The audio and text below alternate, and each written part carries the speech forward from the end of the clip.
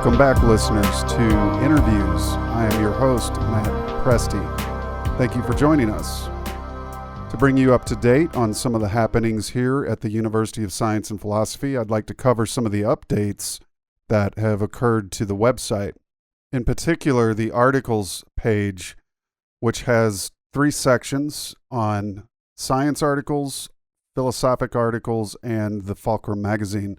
We will be adding more and more scan documents to these different pages over time, so be sure to check back frequently. One of the latest science articles we uploaded is entitled The NORAD Documents, which are some of the communications between the Russells and NORAD concerning the optical dynamo generator. Very interesting stuff.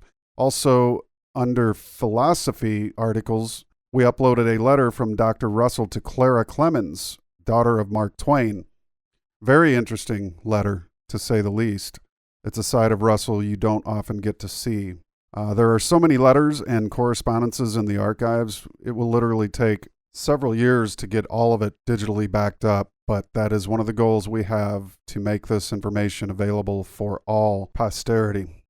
On another note, we are planning a homecoming conference for September 17th and 18th of 2016.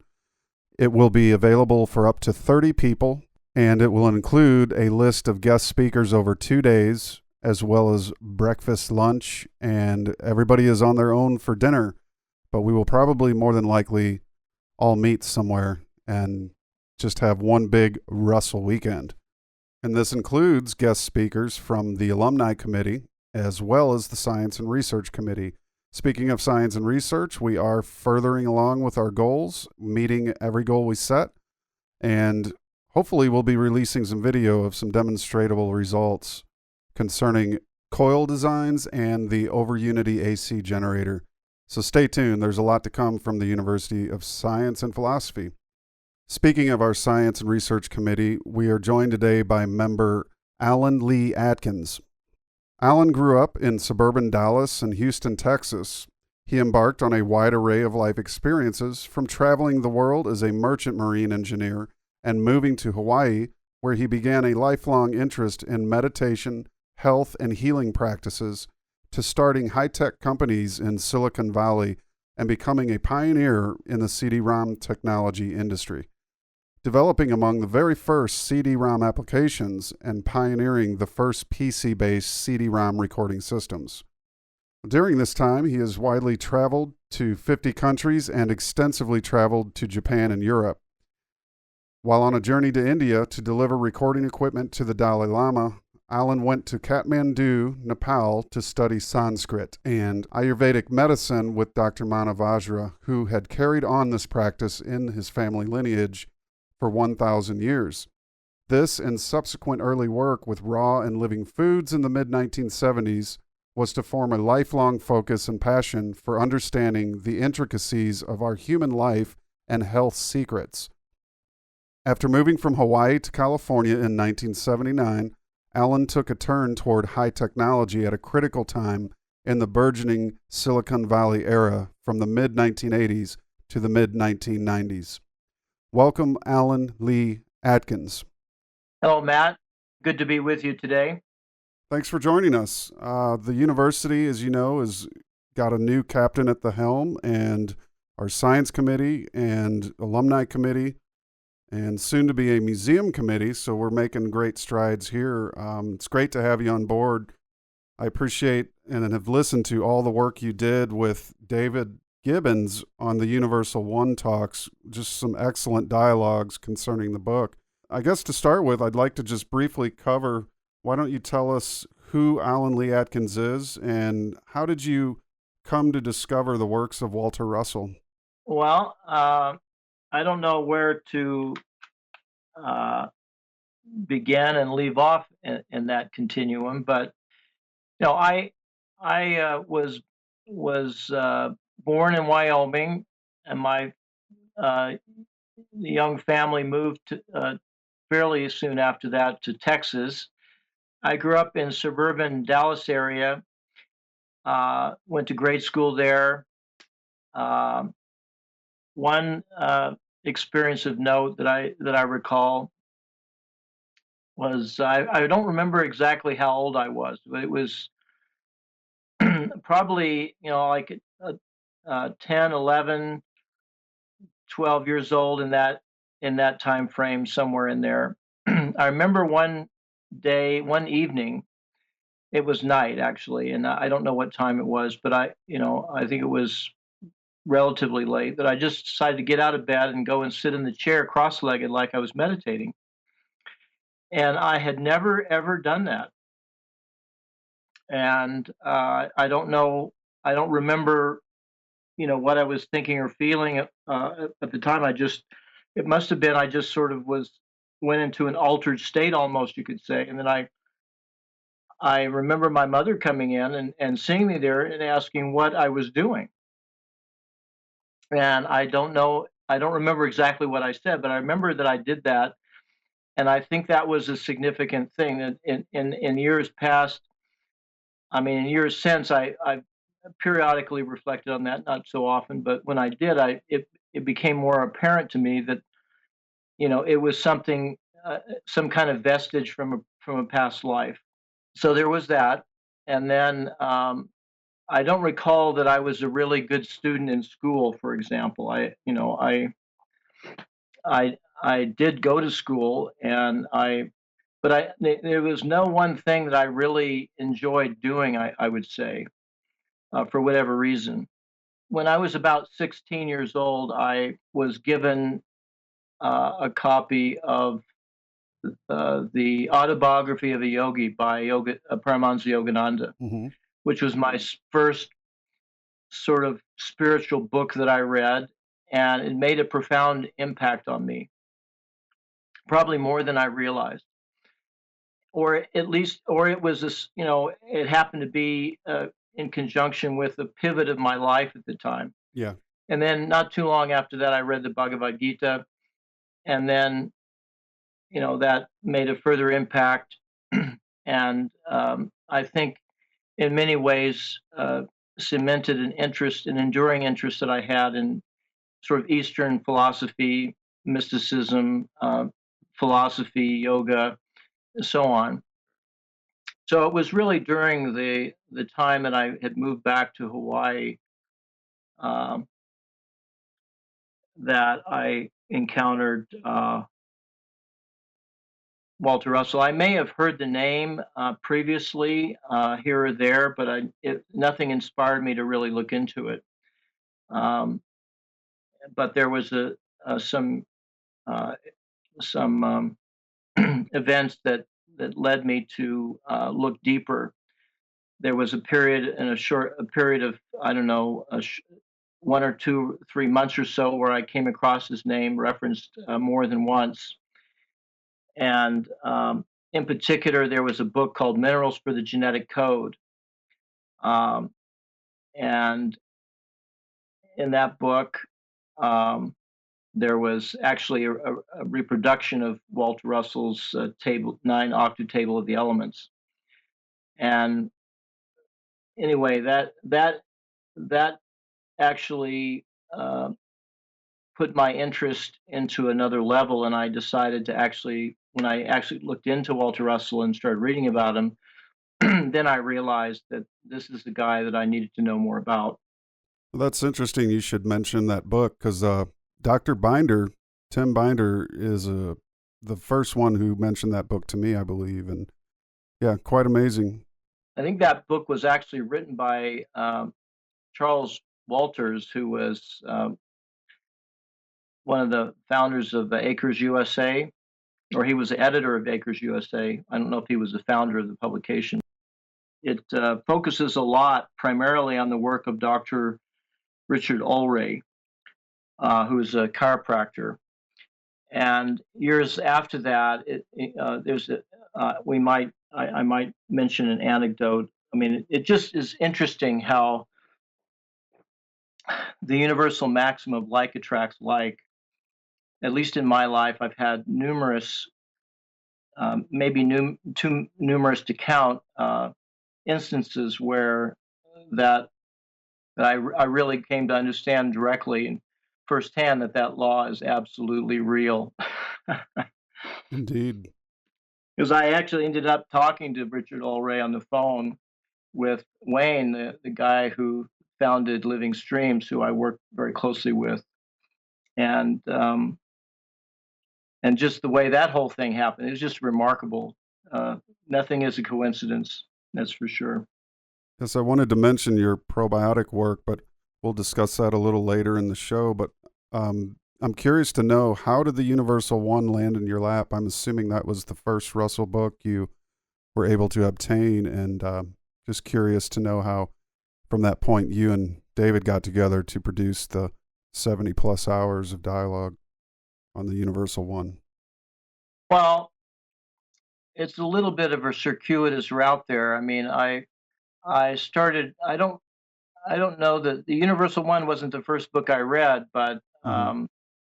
after I moved from Hawaii to Texas, I was I had previously started becoming familiar with Russell, but then at that time I was working on a technology kind of a research project to try to increase the efficiency of carbon fuel combustion, and uh, I think I had called and talked to what's the fellow's name who has the dowsing.com. Joey Korn. Yeah, I was talking to Joey Corn. I called up and talked to him. I've never actually met him in person, but I've talked to him a few times. So I was interested in which of the Walter Russell books were focusing primarily on, science and technology, or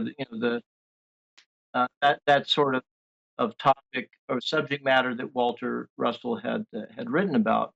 So he gave me a list of things, and that's when I bought the Universal One, and along with some other the this home study course and some other books. And so uh, that's when that's when I got ended up actually acquiring the copy of Universal One. And as it happened, my wife and I decided to go down to Ecuador. I'd never been actually into South America. I'd been through the Panama Canal, I think, 2 or 3 times, but I never actually got onto mainland South America.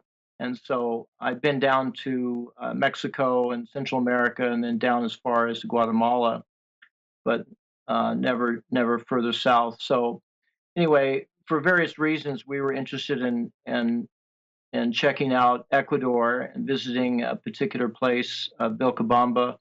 I ended up staying in Vilcabamba for 3 weeks, and then so I ended up staying at the home where they have a sort of a bed and breakfast place called Montesueños, owned by the ex-astronaut Brian O'Leary and his wife, artist wife Meredith.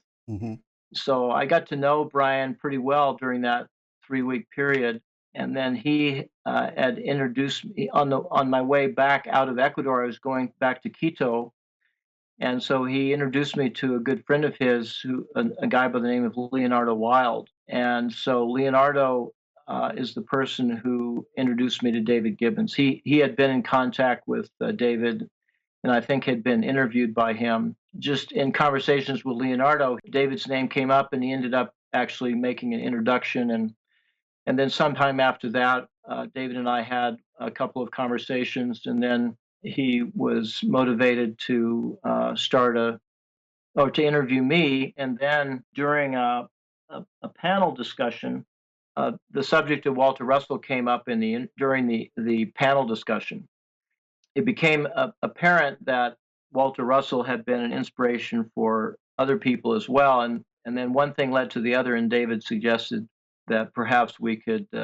I mentioned the Universal One, and then he had the idea of doing a series, like a discussion series focusing on the Universal One. Mm-hmm.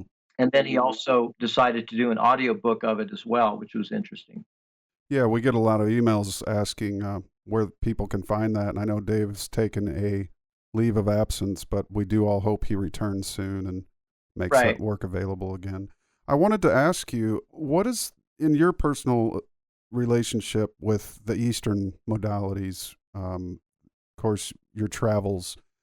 When you encountered Walter Russell's work, as you know, him being a Westerner, obviously, we don't have all that many Western mystics, to be honest, but what were the similarities that you could pull away from these two seemingly different traditions? Yet I know there's a golden thread that runs through all of these things, but what was the profounding impact on you when you began to read Russell that has its similarities but also goes beyond what Eastern tradition teaches?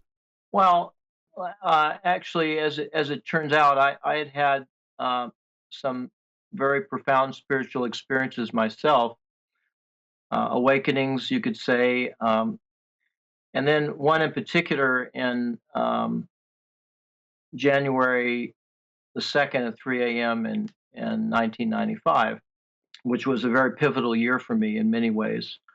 And so, as a result of these experiences, I had come to know the truth in a very deep and profound way.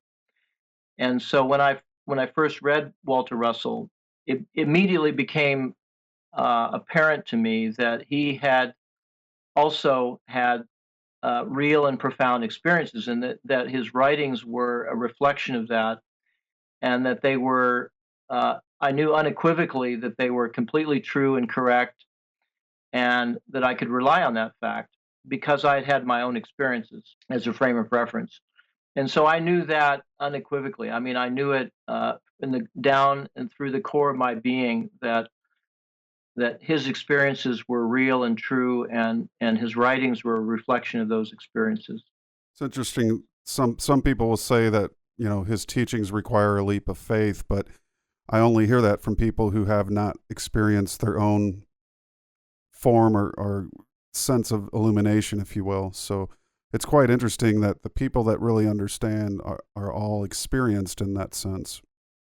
In my experience, in my estimation, the Eastern philosophies, the highest pinnacle of that body of work, that the scriptures of ancient India and so on, that the creme de la creme, the pinnacle legacy, if you will, that's come down to us from through time, is a body of work known as you could say the spiritual philosophy of Kashmir Shaivism.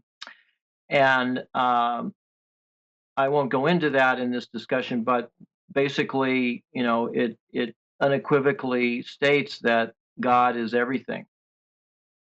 The God that only God is, and the term God, they can use, you can use Shiva, which is a very misunderstood and inappropriately used term in some cases, but you know, Parashiva, the highest Shiva, this is a term used for the divine in the highest possible sense.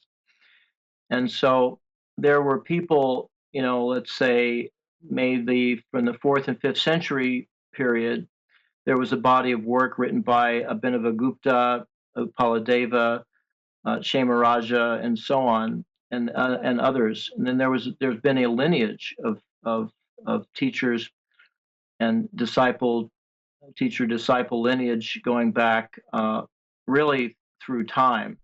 But we know we have records of some of that. And so this body of work is very eloquent in describing these states of consciousness where we can realize our true identity. And then they had different practices that they would do to facilitate that, and so on. So, anyway, so I was very familiar with that. In addition, I'd had my own experience, which proved that that was actually, in fact, true to me experientially. Mm-hmm. And so, when I when I came in contact with Russell's works, I mean, it's more the spiritual side is more focused on the divine Iliad, but not only that. I mean, really, Russell makes a point of emphasizing the spiritual foundation of everything in just about every book he wrote. The difference that so what Russell was saying is straight out of Kashmir Shaivism. In fact, at some point, if I ever have the time, I'd like to do a correlation of Kashmir Shaivism texts and Russell's work, because they're in perfect alignment. Hmm. The difference really is more in the fact that Russell, and I don't know if this had to do with his background as an artist, probably so. I think more it has to do with his destiny, with respect to the body of work he would produce during that particular life. Walter Russell, as far as I know, is the person who has done the most to define and describe in sort of from an engineering, technical, scientific standpoint, more you could say, how the divine actually brings creation into existence, and then describing some of the real fundamental laws and aspects of that process in really quite elegant, exquisite detail. It seems that we are on that road of understanding. Just recently read today an article came out concerning the mistakes in science in many of the papers, including the one recently on gravitational waves, which was the big to-do, has been retracted. I don't know if you saw that story, but it was quite interesting, to the point that you would almost see science as falling into the same category as religion at this point, that it's a basic set of assumptions without the proof to back it up any longer, that it's become such a streamlined process to get reviewed papers put out at all costs, and not necessarily, that they're right empirically. So yeah, the facade is cracking in so many places, and that reminds me of a saying by Mark Twain that you shared with us recently. And could you refresh me on that saying? Well, yeah, I've come to realize I really like this saying quite a lot, and it's very appropriate in to mention with respect to some of what's going on, especially with science today, or belief systems. So Mark Twain said that it's not what you know that gets you into trouble. It's what you know for sure that just isn't so. Excellent. And that's so true. I mean, much of science, whether it's medical science or physics, or a number of quite a few areas of science, have become hijacked and perverted and taken over by vested interests and hidden agendas and so on, funded by massive amounts of money to make sure or engineer or steer outcomes, or to embellish, or to facilitate certain outcomes, to subvert the truth about, let's say, vaccinations. I mean, we have currently, and I'll bring this up because it's relevant. Hmm. There's just a new documentary movie has come out called Vaxxed: From Cover Up to Catastrophe, Hmm. and it's just making the early rounds on some of the film festivals. There was a big media spectacle with respect to the Tribeca Film Festival, first accepting and then later rejecting the film. Robert De Niro was a co-founder, one of the two co-founders of the Tribeca Film Festival, and he was going to introduce that film personally. Right. And so it turns out he has an 18-year-old autistic son. Hmm. So that subject matter is of great personal interest to him. And then there was some controversy about why he would do that, and there was some suspicion about censoring and whatever. So anyway, he recently did an interview on the Today Show, and then that was Yeah, I saw that. actually a second interview after that done Hmm. by a different show. So both times he's come out and said unequivocally that he almost says he's sorry he pulled it, but he actually very clearly suggested that everybody should watch that movie, and that the some of the mainstream media comments that vaccinations have been proven safe and effective. Robert De Niro made clear that he definitely doesn't believe that. He said there's something here. Whatever you take away from it, we need to look into this more closely, and he's very very clear that he definitely is not buying into the party line that vaccines are safe. And in fact, Andrew Wakefield was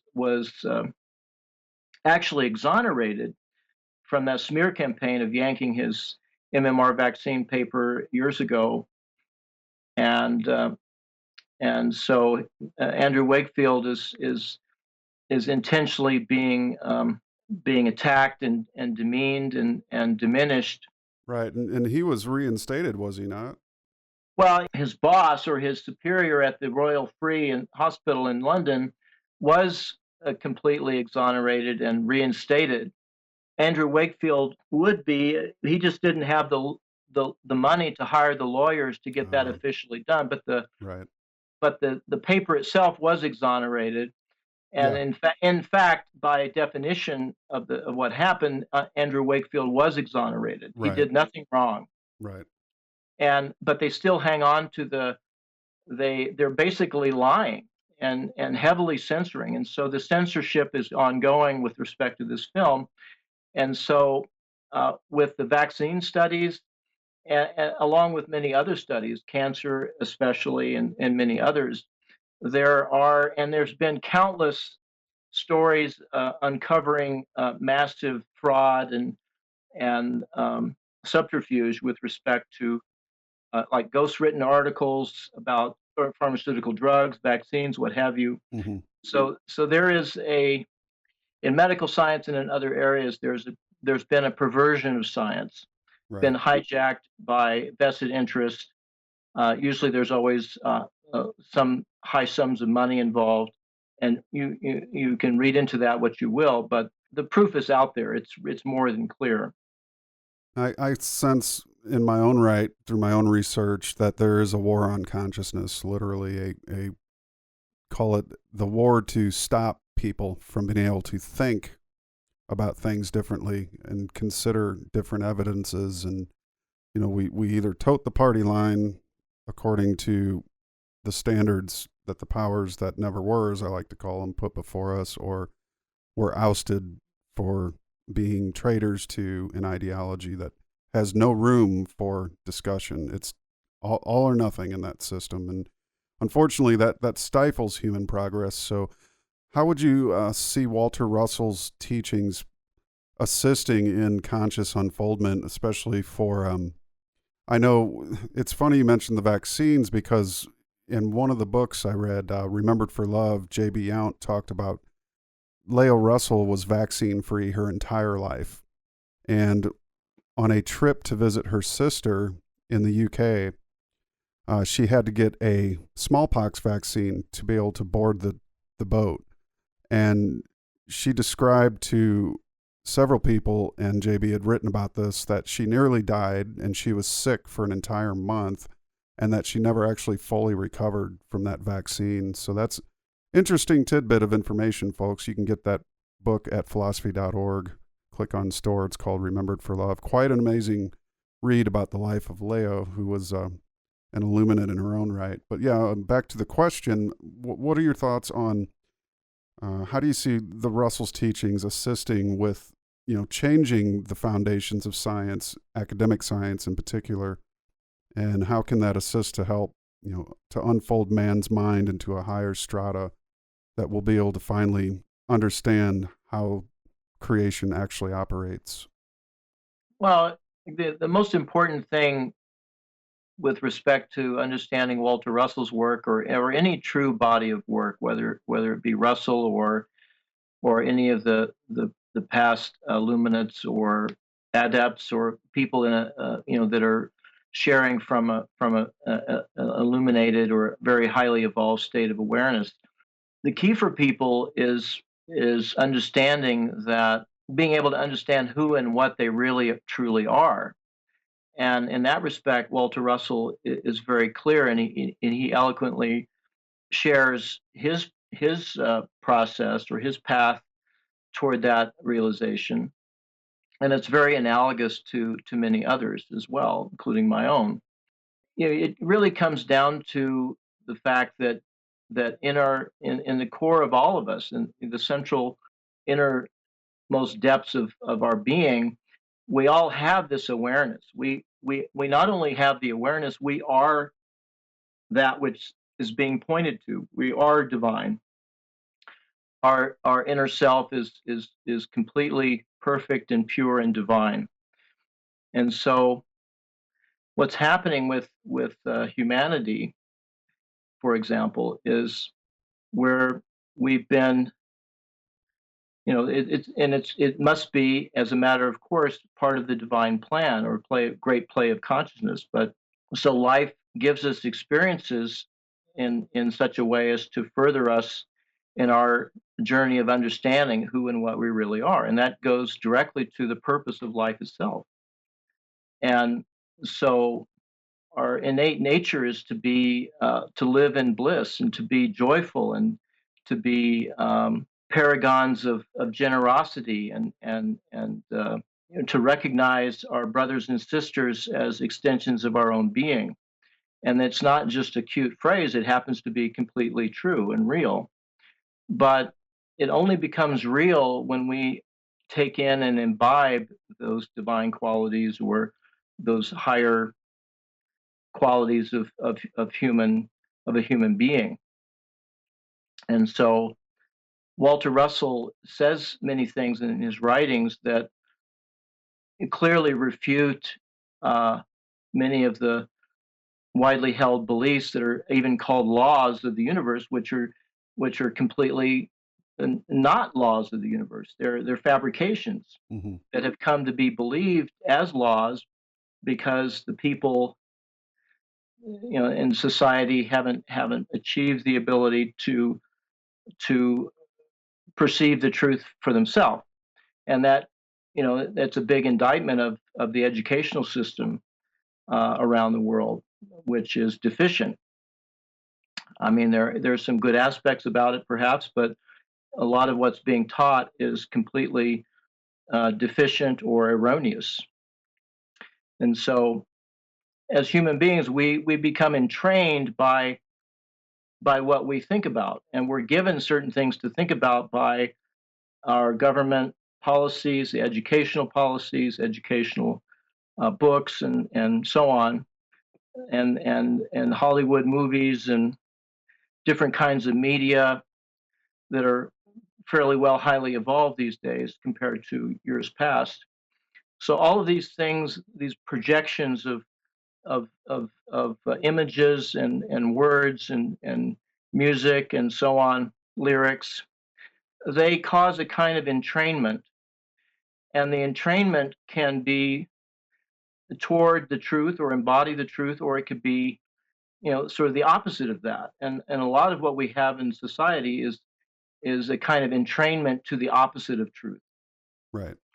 or obfuscation of the truth. And so, what Walter Russell's writings, for example, as is the case for others, is an entrainment toward the truth or of the truth. And so, many times when we're listening to the words or reading words, that creates a certain kind of vibration or harmonic, and the deepest part of ourself, which is the truth, is the true embodiment of the truth in actual fact. So we often do resonate with that. So sometimes you'll hear somebody say something that and says, "Yeah, I think that's true," or, that I feel that that's true. That's because within us we already do know the truth. We are the truth. Right. So when we resonate with that, I mean, we can feel the truth of something deeper within our core. Hmm. And so when that happens, you want to go with that, and that's a kind of a central core of what of true intuition, or people say gut feeling, or Right. I resonate with that. I resonate with the truth of that. And so this is what's going on in our world, in our human society, is we have competing entrainments, competing directions. Hmm. And as Walter Russell points out, and as do the scriptures, you know, creation itself cannot happen without polarity. And so, one of the things we're going through in our human society is gaining gradually an understanding and awareness of the meaning of this polarity, and in particular, good and bad, and understanding what that really and truly means for us as human beings. Yeah, I tend to see like a major difference in the group think, as Orwell would call it, or versus the individual. And generally, individuals don't prefer groups. And I've never really seen a genius rise out of a group, but I have seen and read about many, many cases of genius that, basically it's dangerous, as the system would tell you, to go off on your own. It's dangerous to be an individual. It was dangerous for the founding fathers to declare that individuals had individual liberties, which, I think attributed to the great boom in genius that we saw around the turn of the 20th century. Just so many brilliant minds came and gave us so many brilliant things that basically was going to free humanity very quickly. And it seemed like that greed factor was hanging on to, keep the group under control. Basically, you can't have individuality and genius running around all over the planet because you may not, be able to control. It's not part of a group, so it's not controllable. So we see a lot of people deferring toward the groupthink, be it religious, scientific community circles, even political parties. Obviously, we have very polarized election taking place in this cycle. So nonetheless, I think, as you said, intuition, I like to say, are you into it? I think, I promote the ideology of individuality because I think it truly is one of the most liberating factors and one of the most rewarding paths one can take. And it is a dangerous but sexy idea, to me at least, and that's why I went with it. And of course, your own experiences and the challenges that you come across in your life all dictate to what this individual character is made of. And it was something individual that you did in 11th grade to go and leave the group and just go your own direction. But so many genius human beings have done that. And I want to say thank you for your work on developing the CD-ROM system, because that really made life for me as a musician much better, to get away from the cassette tape syndrome that I was suffering from. So thanks for that. Well, just one more thing the fact is that for human beings, at least up to now, until such a time as we have a whole race of enlightened beings, the way that you come to the truth, you have to go deeper within yourself, to the heart, to the deep midpoint, to the madhya, to the heart of hearts, which is the core of our being, that is beyond our physical nature of ourself. Mm-hmm. And so it's only by doing that that we come to know the truth experientially.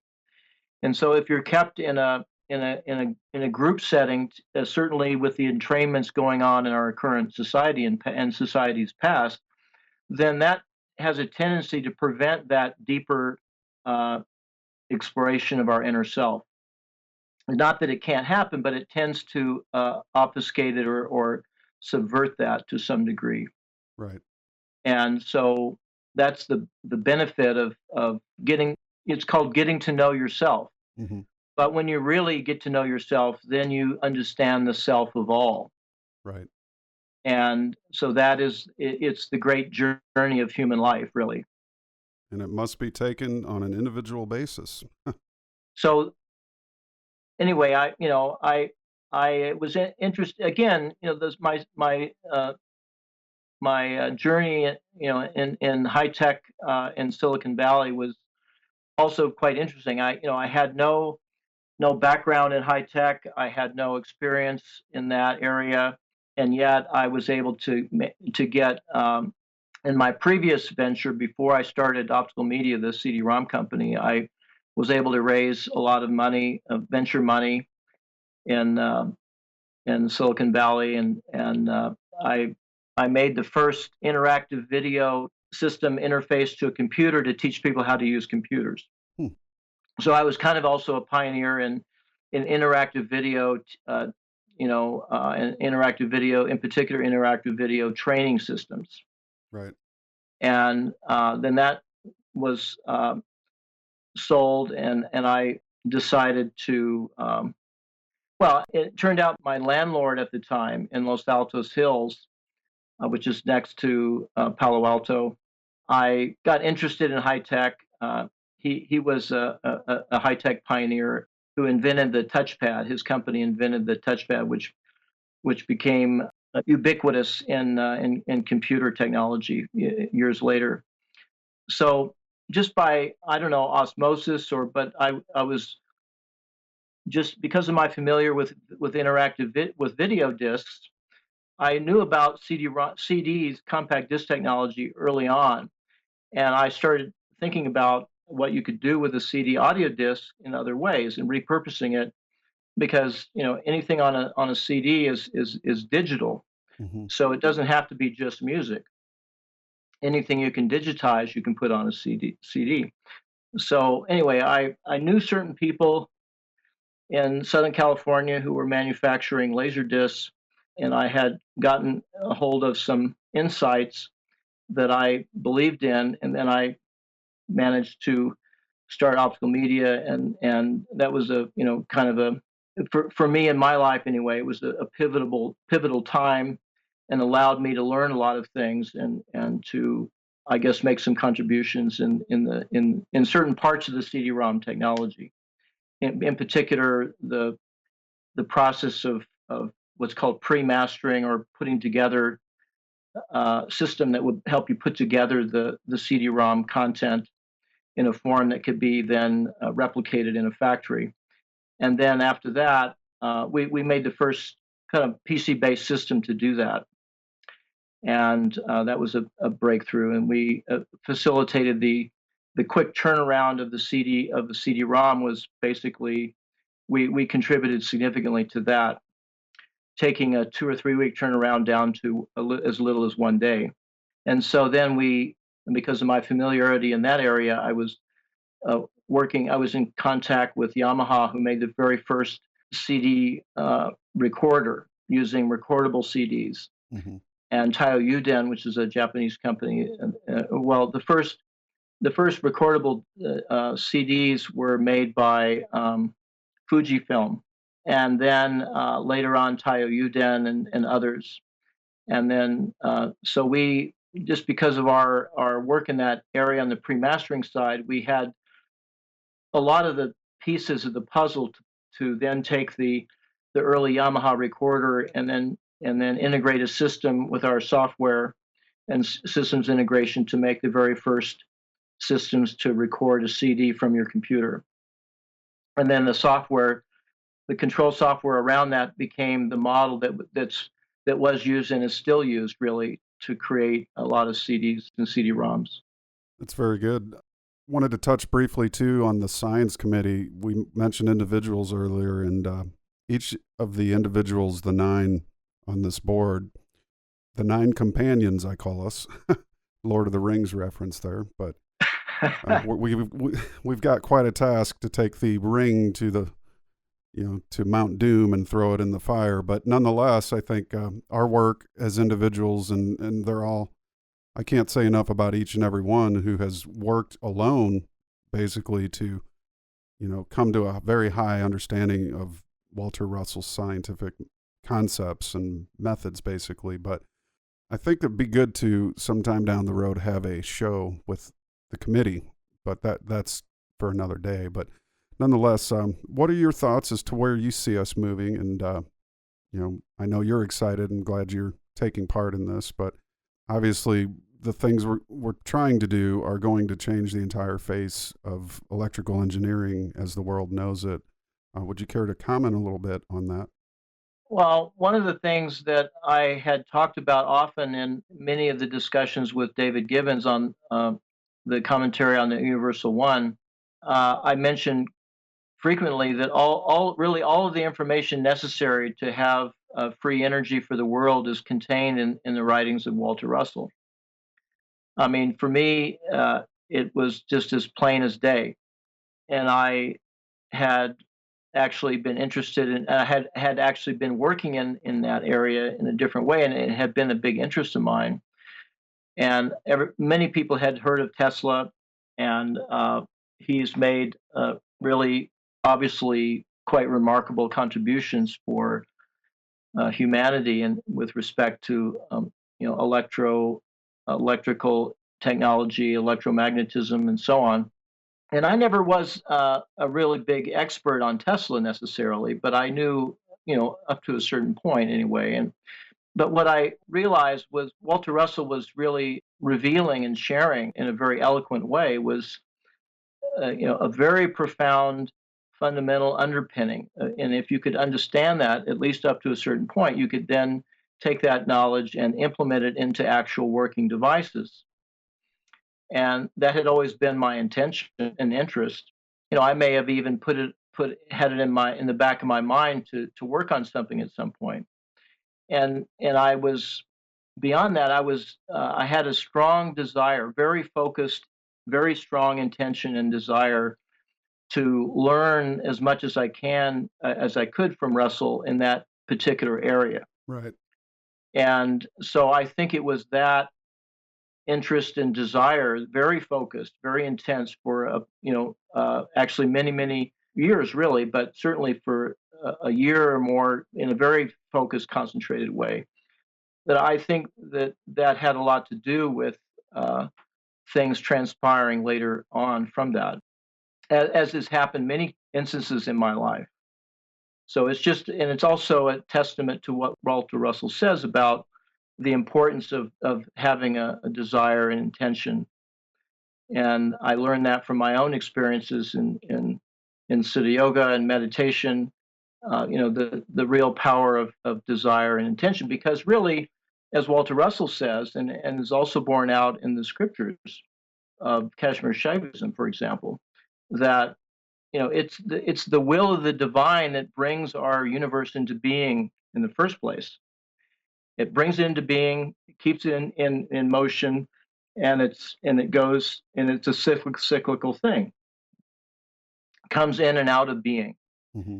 and all the wonderful things that transpire in that process.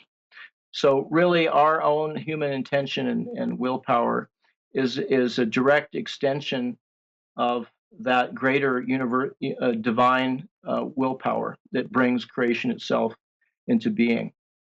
And so, what we're seeing now with the current work on the Science and Technology Committee is the manifestation of some things long since envisioned. Seems to be necessary for humanity, is that to believe things that if you just tell somebody you could do it, then that's all well and good. But it's another thing entirely to show them a working device. Right. And so, for me, that's a very important milestone to achieve, so that we can show the world it ceases to become just words and talk. The saying "talk is cheap." Right. Mm-hmm. It isn't really necessarily, but that's the expression, or one of the expressions that's widely used. And so, but it's another thing entirely to have the things that Walter Russell has talked about in the past, many decades ago, to actually find its way into a working device manifestation. That then that sort of thing, that sort of milestone sets off a lot of things in motion that will have incalculable ripple effects for humanity for the rest of time, really. Mm-hmm. Yeah, I was reading the 1954 newsletter from Walter and Leo Russell this morning, and we will be making those available at some point. But they mentioned that they were beginning to acquire lab equipment, and unlike other universities, they weren't entitled to certain endowments and grants, so they had to do it the old-fashioned way, which is work for it, but that the drinking of success would be that much sweeter through that hard work and effort. So again, our own committee is using the grassroots method of working to raise money through our student body, our base student body, and hopefully we can acquire the interest, but of course we retain the intellectual autonomy in order to release this as an open source device to the world. So we certainly are excited and thrilled to have you on board with us, Allan. Yeah. Real quick, before we say our goodbyes, I'd like to just briefly touch on the probiotic work you're doing and share a little bit about that with the audience, if you don't mind. Well, one of the things that I have known about for really a long time is the importance of the gut. I mean, in my early Ayurvedic medicine training, in Ayurveda, digestion and digestive fire is a very central core um, component of the overall body of knowledge. And I mean, if you stop and think of it, I mean, it obviously is a a fundamental part of the health and maintenance of our human body. And so, anyway, for interest that I had for helping my wife and her health, and just I finally got to a point where I really wanted to explore probiotics specifically. I got to a point where I decided I'd focus on it. I'd really look into it and try to understand and come to a higher level of understanding, and hopefully also identify certain products that actually would be profoundly beneficial to use for my wife, myself, and then for other people that I might work with and their health. And one of the things I do, in addition to my other work, is I do a kind of health counseling. I'm not a licensed medical doctor, but at the same, what I do is I help people help themselves. Mm-hmm. And one of the adages that I subscribe to is, if at all and to as much as we're able to do, we should learn to become our own doctor as much as we can. I agree. And that serves us well as we get older, and also for those of us who have families, to help preserve and protect the health of our families. Mm-hmm.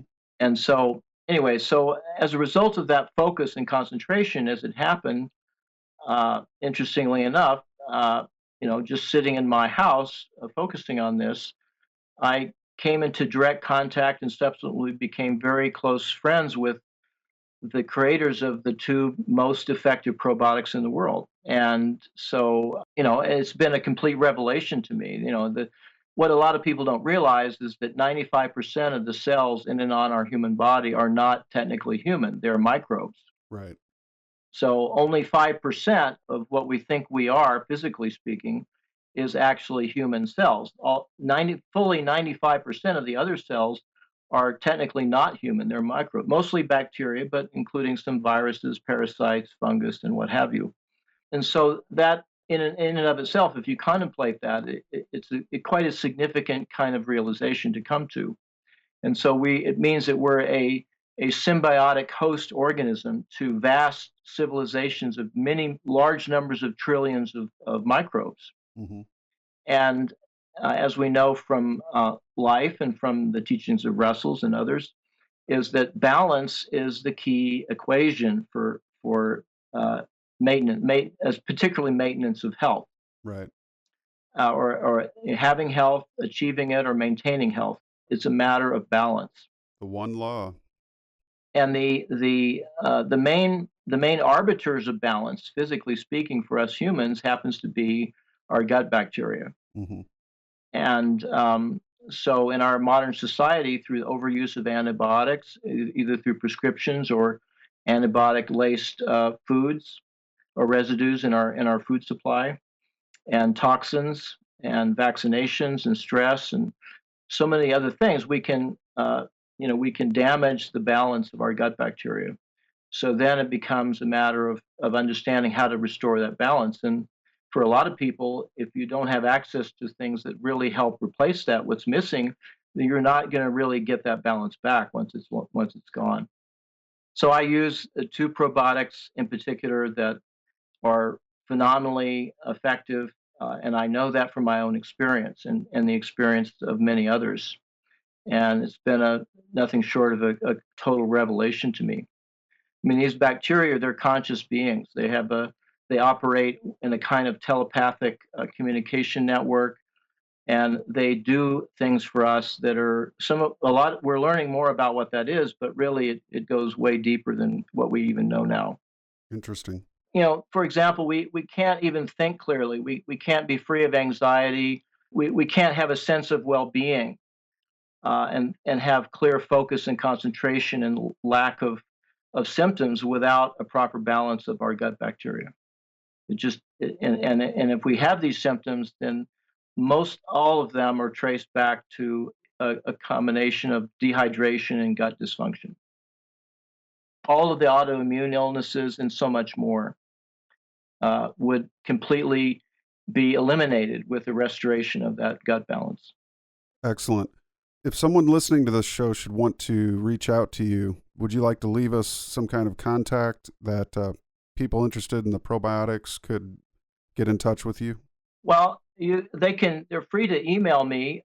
My email is blue19@mac.com. BLUEONE, the number 9 at mac.com.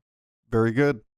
Well, Allan, I want to thank you for the opportunity to sit down and have a talk with you, and I hope we can do this again, and of course, perhaps the full committee.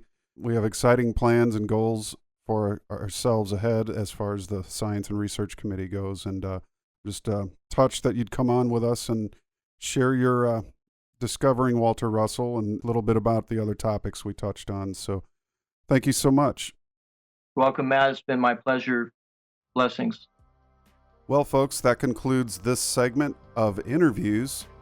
Thank you for your support of the University of Science and Philosophy, those of you who have given generously to the Science and Research fundraising effort. Want to leave you with this one thought: the one law, balance. Remember always to maintain and go forth through this world with balance as your fulcrum. Be sure to visit us on the web. We have lots of excellent Walter and Leo Russell books in the store at philosophy.org. Until next time.